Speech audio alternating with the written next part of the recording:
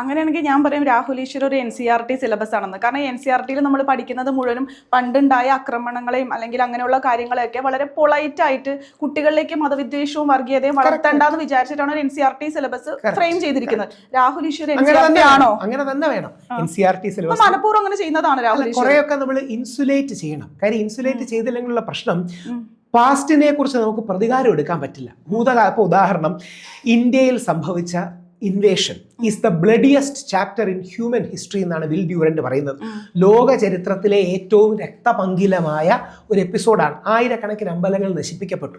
അത് ഗ്രാഫിക്കൽ ഡീറ്റെയിലിൽ നിന്ന് കൊടുത്തു കഴിഞ്ഞാൽ എന്ത് പറ്റുമെന്ന് പറഞ്ഞാൽ പഠിച്ചിരിക്കുന്ന ഹിന്ദു കുട്ടിക്ക് പലപ്പോഴും ഒരു പ്രതികാരം ഉണ്ടാവും. അങ്ങനെ ചെയ്യേണ്ട കാര്യമില്ല. നീ എൻ്റെ തിരിച്ചു പറയാം, ഇത് തന്നെയാണ് സവർണ ഹിന്ദു വിഭാഗങ്ങൾ ഇതേ ക്രൂരത നമ്മുടെ ഹിന്ദു പിന്നോക്ക വിഭാഗങ്ങളോട് ചെയ്തിട്ടില്ലേ?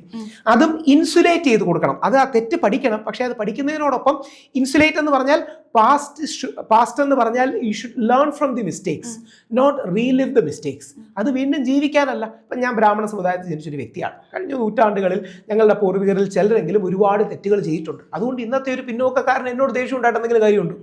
പകരം ആ തെറ്റുകൾ മനസ്സിലാക്കി മുമ്പോട്ട് കൊണ്ടുപോകണം. ഇവിടെ ഒറ്റ കാര്യമേ ഉള്ളൂ, ലെഫ്റ്റ് വിങ് റൈറ്റ് വിങ് എന്ന് നമ്മൾ പറയാറുണ്ട്.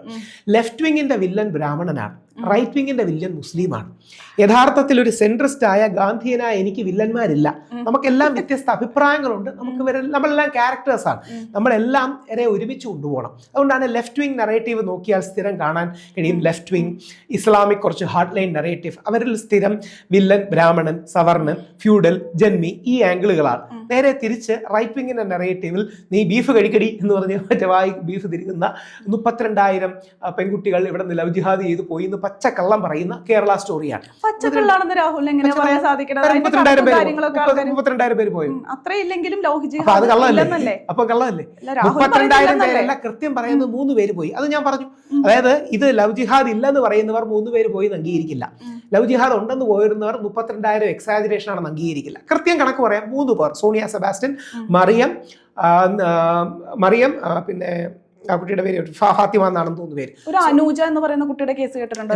കുട്ടി എങ്ങനെ കെട്ടിത്തൂങ്ങി മരിച്ചു എന്നല്ലേ? അത് ലവ് ജിഹാദാന്ന് സോക്കോൾഡ് ലവ് ജിഹാദാന്ന് എസ്റ്റാബ്ലിഷ് ചെയ്തിട്ടാണല്ലോ കണ്ടു. അപ്പൊ അതാണ് ഞാൻ പറഞ്ഞത്, ഇത് far and few cases highlight ചെയ്യണം. ഞാൻ അതുകൊണ്ട് ആ പേരെടുത്ത് പറഞ്ഞത്. നമ്മുടെ ആറ്റുകാല സ്ത്രീയുടെ, അതായത് കേരള സ്റ്റോറി ബേസ് ചെയ്തിരിക്കുന്ന പെൺകുട്ടിയുടെ പേരെന്തായിരുന്നു? മേജറിന്റെ സഹോദരി. നമ്മുടെ അതിന്റെ അമ്മയൊക്കെ എനിക്കറിയാം. അതായത് കേരള സ്റ്റോറി ബേസ് ചെയ്തിരിക്കുന്ന ഈ 3 പെൺകുട്ടികളാണ്. മറിയം, പേര് പറഞ്ഞു, ആ 3 പേരുടെ കഥാപാത്രം ഞാൻ അവരുടെ അമ്മയൊക്കെ കണ്ടിട്ടുണ്ട്, നേരിട്ട്